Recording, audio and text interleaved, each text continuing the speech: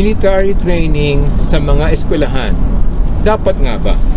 Yan po ang ating tatalakayin sa ating Dad ng Bayan. Ako nga po pala si Michael Sai, ang inyong Dad ng Bayan.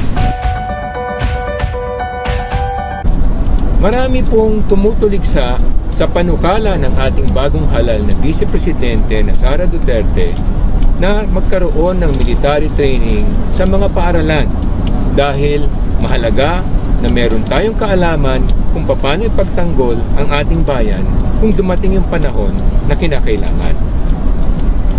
Akin lamang pong balikan ang nakaraan. Noong pong kabataan ko, meron pong mga military training sa mga paaralan. High school pa lamang, meron tayong tinatawag na CAT, yung Citizens Army Training. At pag pupasok ka na sa kolehiyo o universidad, meron silang tinatawag na ROTC training naman. Ano ang naidudulot nito at anong pakinabang nito? Ang sabi ng mga tumutuligsa at hindi sang-ayon, ito'y sayang lamang sa oras at ito'y sagabal lamang sa pag-aaral ng mga kabataan. Ngunit, kung titingnan natin kung ano yung pakinabang at benepisyo nito, meron tayong kasabihan that the best time to prepare for war is during the time of peace. And if you want peace, you must be ready for war.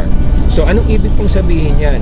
Mahirap po kasi na kung tayo'y mapasok sa digmaan at ang ating mga kababayan ay hindi handa, madali po tayong magapi at madali po tayong mapasuko ng sino mang sasakop sa atin.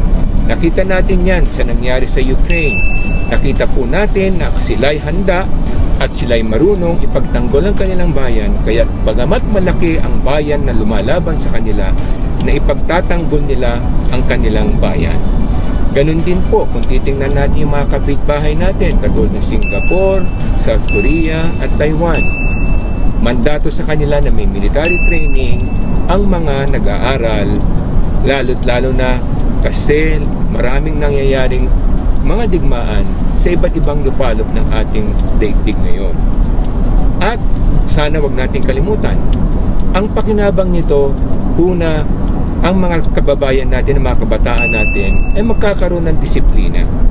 Pangalawa, ang ating bayan ay magiging handa sa digmaan kung sakasakali ba may mananapok sa atin at may mga abuso sa atin.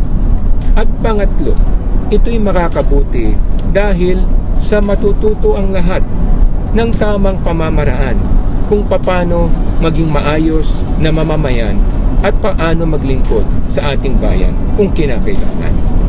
Maraming pong salamat mga kababayan. Ako po si Michael Sai, ang inyong Dad ng Bayan.